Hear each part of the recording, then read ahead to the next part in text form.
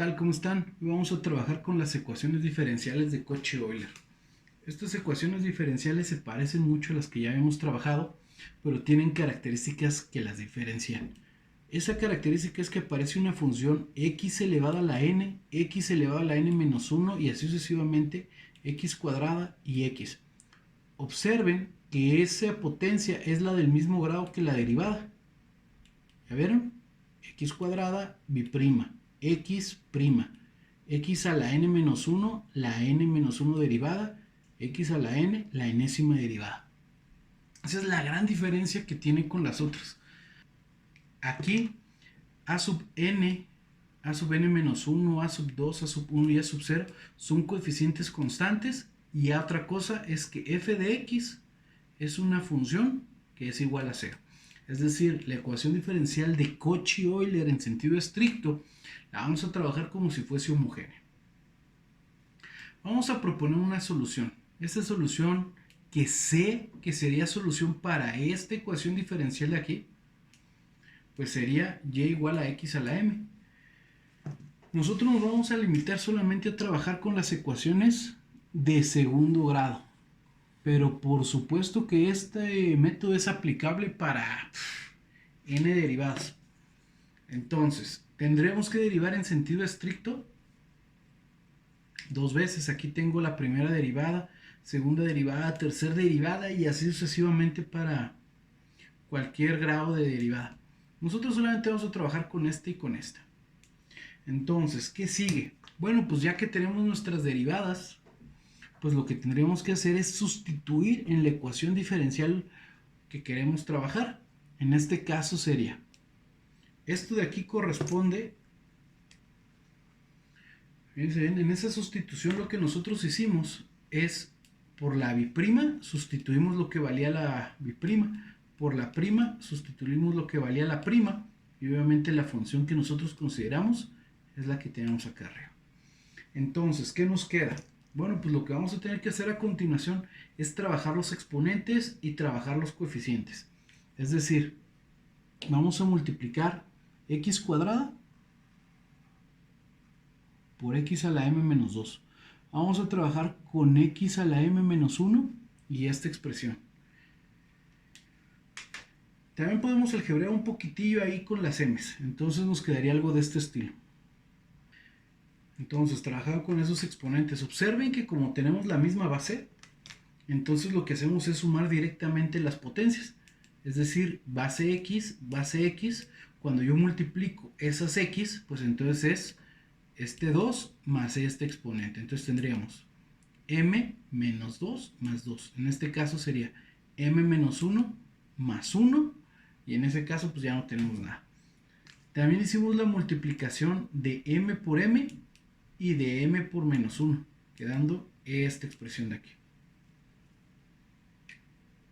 Este con este se cancela, este con este se cancela, de tal forma que nos quedaría x a la m.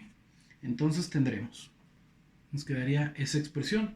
Quiero que observen que todos y cada uno de esos términos aparece siempre x a la m.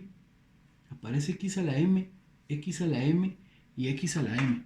De tal forma que eso nosotros lo podríamos factorizar y nos quedaría de esta forma.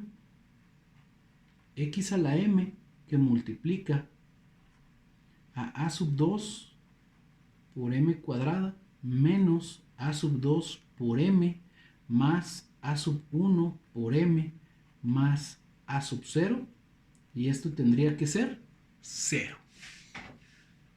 Noten una expresión bien importante. Primero, es que tengo términos comunes. Esos términos comunes son estos, puesto que esos términos comunes únicamente dependen de m.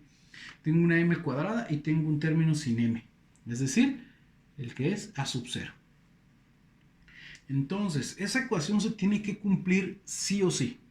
Y para que se cumpla sí o sí, pues o lo de afuera se hace 0 o lo de adentro se hace 0. Pero ¿qué sucede? Sucede que x a la m, este término de aquí,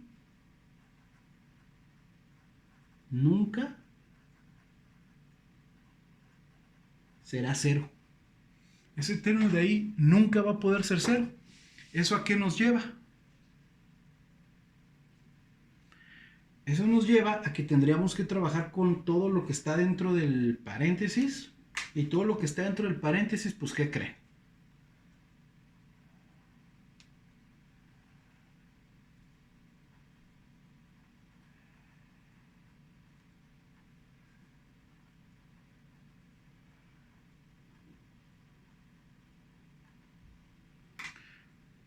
Pues es una ecuación cuadrática.